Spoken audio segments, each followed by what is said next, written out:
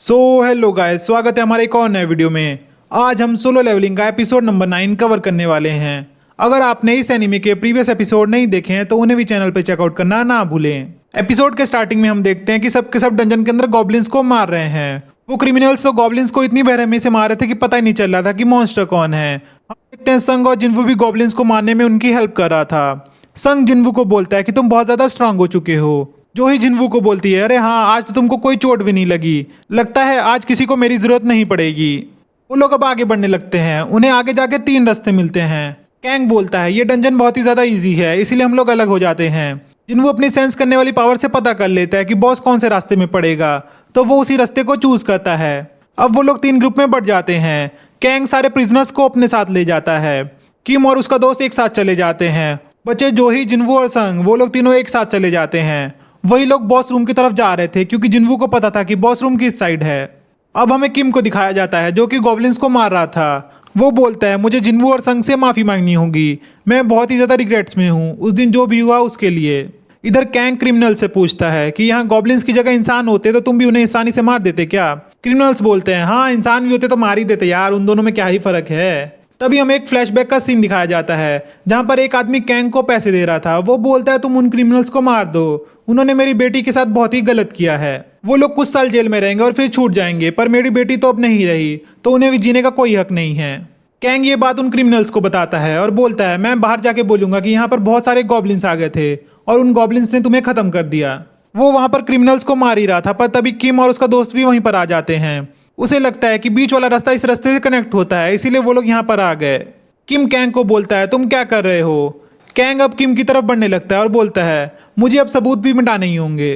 जिन्वू और उसकी team boss room की तरफ बढ़ रहे थे, पर तभी उन्हें किसी की चिल्लाने की आवाज आती है। वो लोग भागकर पीछे जाते हैं और वहां पर देखते हैं कि कितने लोग मरे पड़े हुए हैं।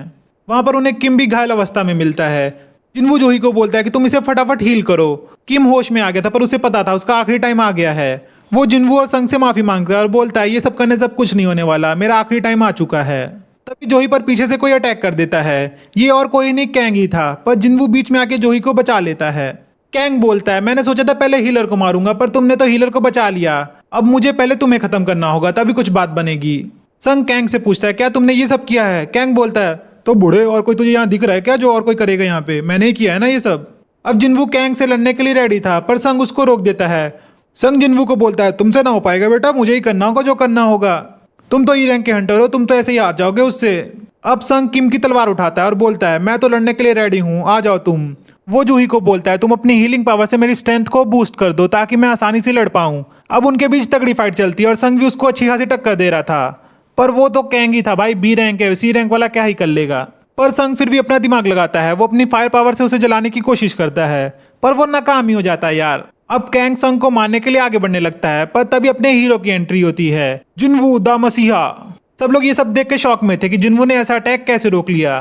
कैंग बोलता है तुम एक फॉल्स रैंक हंटर हो सकते हो क्योंकि तुम इतना पावरफुल अटैक रोक पा रहे हो, पर ऐसा नहीं है, फॉल्स रैंक हंटर सबको मार देते हैं, पर तुम यहाँ पर बचाना चाहते हो, इसका मतलब तुम्हारे अंदर अवेकनिंग हुई है। जिन्वू कैंग से पूछता है तुमने उन्हें क्यों मारा।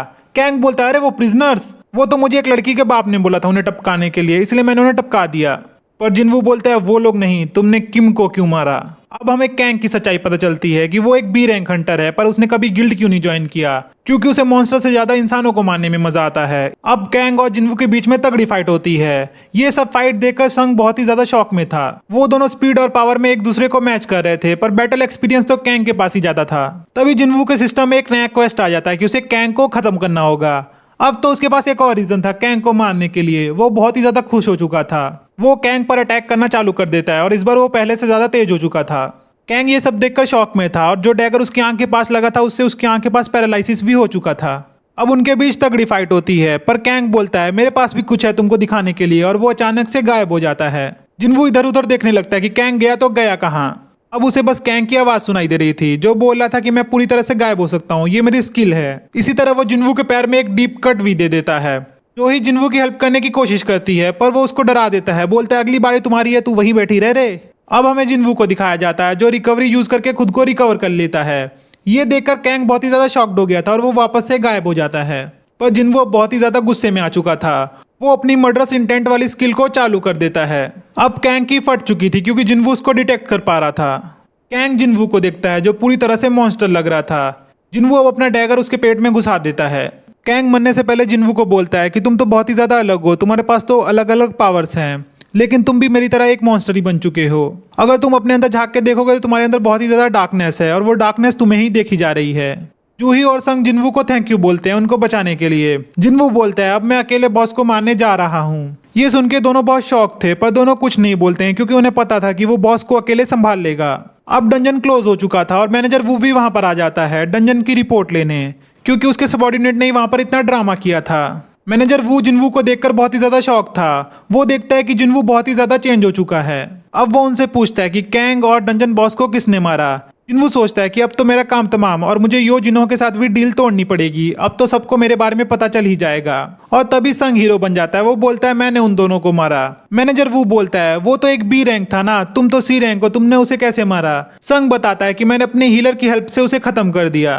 पर मैनेजर वू को यकीन नहीं था कि इसने उसे मारा है। वो अभी भी डाउट में ही चल रहा था। संग जिनवू को बोलता है कि तुम्हारे कुछ रीजंस होंगे ये सब छुपाने के, तो इसीलिए मैंने तुम्हारी हेल्प कर दी, तुमने भी मेरी बहुत ही ज्यादा हेल्प की है। अब संग वहां से चला जाता है और जूही जिनवू को एक क्रिस्टल दिखाती है।